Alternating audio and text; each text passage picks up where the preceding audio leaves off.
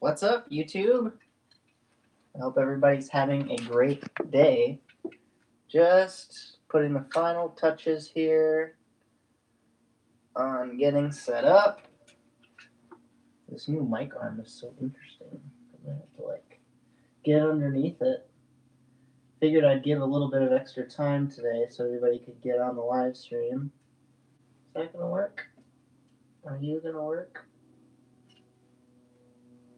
Leave your comments with where you're coming from, because I want to know exactly where you guys are in the world. There, that's better. Okay. So let's get this all set up. That's an annoying noise. It's Monday morning. People are getting to work. Yeah, let's adjust that so you can see a little better. Perfect. Okay. Let's pop these on. This is going to be a really good show. I'm super pumped for this one. All right.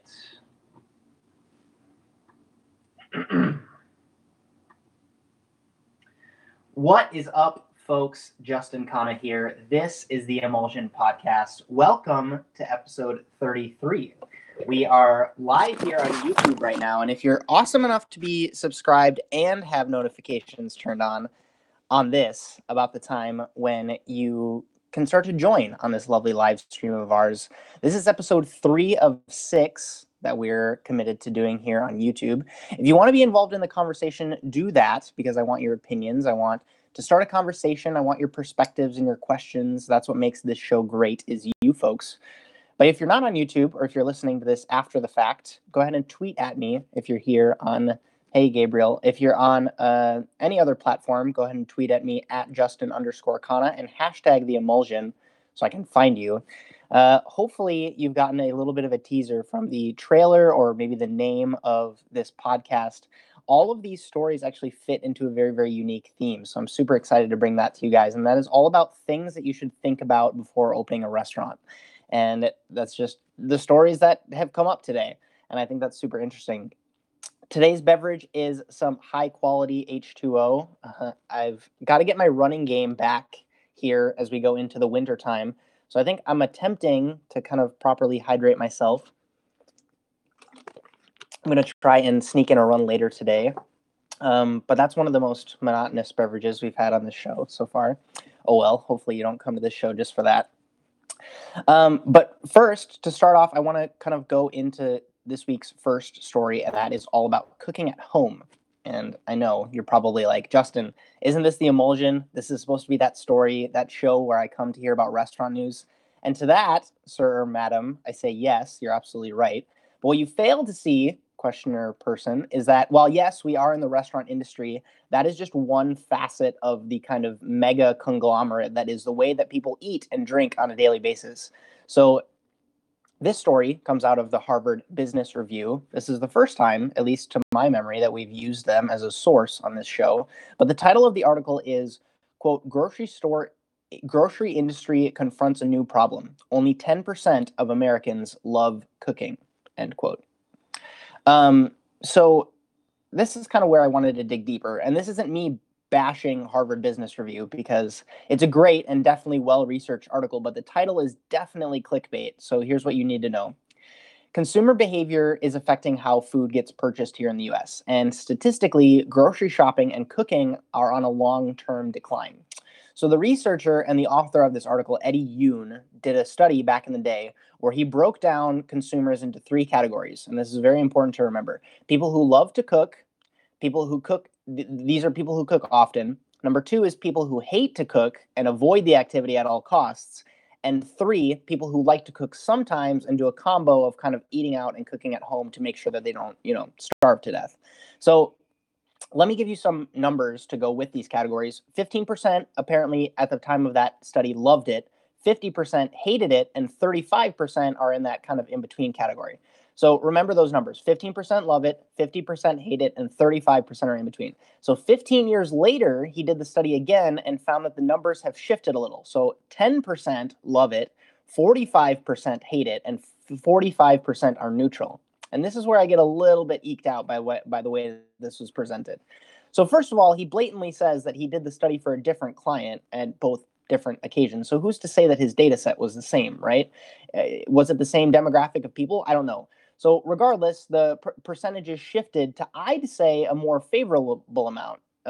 Just because it's really hard to cook every single meal for yourself. I mean, I don't know. Is there any of you that actually cook all 3 meals of the day for yourself? I mean, that's such a time suck, and anything that sells you time is going to win, especially in 2017. So me being an optimist that I am, I always look at it in a good light. So from 50% to 50% that hate it to 45% that hate it, I would say is good. Like that means that less people hate, quote unquote, hate cooking. And that's right on track with that 45% that are also in between. So I'd argue that the accessibility of things like food blogs and videos online and apps that make cooking easier is nothing but great. At least, people are at least open to it. But it's fine. The article says that the percentage of Americans who really love to cook has dropped about a third in the fairly short period of time. If you dig deeper, you see that's just 5% shifted to a different side of the spectrum. It's frustrating. But he talks about things like Blue Apron and Amazon and Whole Foods, blah, blah, blah. But then he makes a super interesting comparison where he likens this, like, quote unquote, transition to sewing. And he says, as recently as the early 20th century, many people sewed their own clothing. And today, the vast majority of Americans buy clothing made by someone else. And the tiny majority who still buy fabric and raw materials do it mainly as a hobby. So if that's the kind of shift that's coming to the food industry, change leaders and corporate strategists will have their hands full, end quote. And that's where I kind of had to stop and think for a second, because at first I was all about ripping this article apart. And then I started to think and I was like, yeah, I guess that's kind of similar. But this is something that I want to kind of point out. And it's something that I kind of like to keep in my pocket when I hear these stories about food startups. Food is perishable. I'm going to say it again. Food is perishable. I totally get it that machines can make clothes faster than humans can. And machines can also make food faster than humans can. It's actually a story we're going to cover later today. But the point that doesn't matter is if us humans can't eat it fast enough, right? Or if we aren't willing to pay for what you're making. You can make 10,000 sweaters and they can sit on the shelf for 8 months. And then if you sell them later, you sell them later. But if you make 10,000 portions of beef stroganoff, that's going to get sold or it's going to go bad, right? Plus, if you want to make it last, that is a ton of freezer space. And by the time you cover those costs, plus all the shipping and all the staff that you employ to make that happen, you're better off probably just going down the street to your favorite diner and getting that stroganoff a little bit closer to home. So these companies or entrepreneurs that come at food like it's apparel or tech, they run into these problems really, really fast. And that, to me, is why we haven't seen anything like Blue Apron or Amazon Fresh kind of take over the world yet, because there's an incredible amount of logistical challenges that come with working with food. You're a cook, right? So the article continues to suggest that grocery stores should identify categories that are long-term losers. Is the audio bad for you guys? Sorry, guys. Let's see if I can fix that for you. Plug and replug. Okay. Hopefully